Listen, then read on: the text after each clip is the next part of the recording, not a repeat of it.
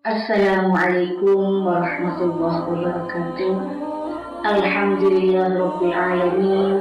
Assalatu wassalamu ala asyrafil anbiya wal mursalin sayyidina wa maulana Muhammadin wa ala alihi wa sahbihi ajma'in wa ba'du. Alhamdulillah, puji syukur kita kehadirat Ilahi yang mana sampai detik ini, sampai hari ini kita masih diberikan kesehatan lahir dan batin untuk menjalani kehidupan yang lebih baik. Sholawat dan salam tak lupa kita haturkan kepada junjungan kita Nabi besar Nabi Muhammad SAW, karena dengan diutusnya beliau kita mengetahui mana yang hak dan mana yang batil. Sahabat yang dirahmati Allah, puasa adalah kewajiban setiap orang Islam untuk menunaikannya. Tapi puasa juga boleh ditinggalkan dengan beberapa uzur syar'i, di mana puasa itu bisa dengan cara diqadha atau dengan membayar fidyah. Membayar fidyah itu sendiri ada beberapa golongan.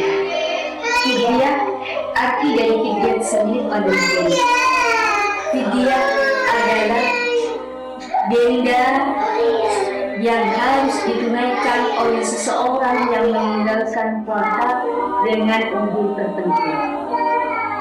Ada beberapa golongan yang membayar fidyah atau boleh tidak berpuasa dengan cara mengqadha atau membayar fidyah. Golongan yang pertama, anak kecil. Tidak, ketika anak kecil itu meninggalkan puasa, maka dia tidak perlu mengqadha ataupun membayar fidyah. Yang kedua, orang gila yang tidak disengaja, dia tidak punya tanggungan mengqadha ataupun membayar fidyah. Untuk golongan selanjutnya, orang gila yang disengaja. Orang gila tersebut hanya punya tanggungan mengqadha, tidak perlu membayar fidyah. Yang kedua, orang sakit. Yang selanjutnya orang sakit. Orang sakit ada dua, orang sakit yang bisa disembuhkan. Yang kedua, orang sakit yang tidak bisa disembuhkan.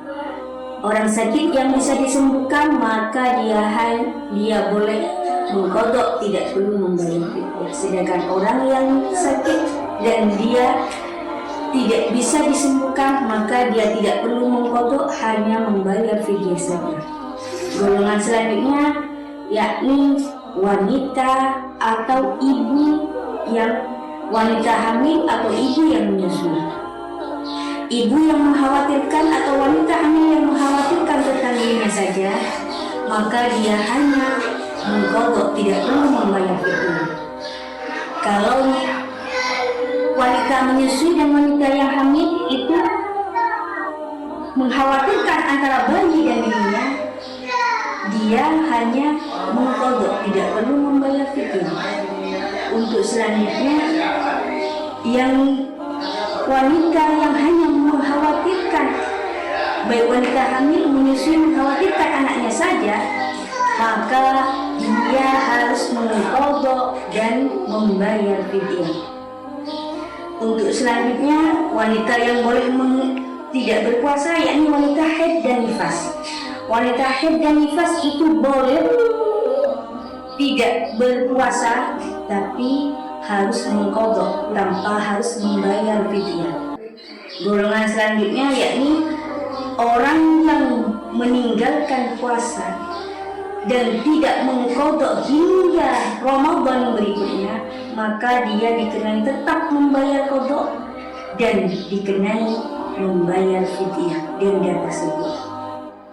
Dengan cara apa kita membayar fidyah? Ulama Malik dan Syafi'i mengatakan setiap orang yang meninggalkan puasa dalam satu hari maka dia harus membayar 1 mud. 1 mud itu berapa? Menurut menurut beliau satu mud sama dengan 675 gram atau disamakan dengan 6 ons 75 gram. Fidyah itu, denda itu harus berupa makanan pokok atau bisa diuangkan dengan harga beras, yang mana di Indonesia makanan pokok adalah beras. Ada beberapa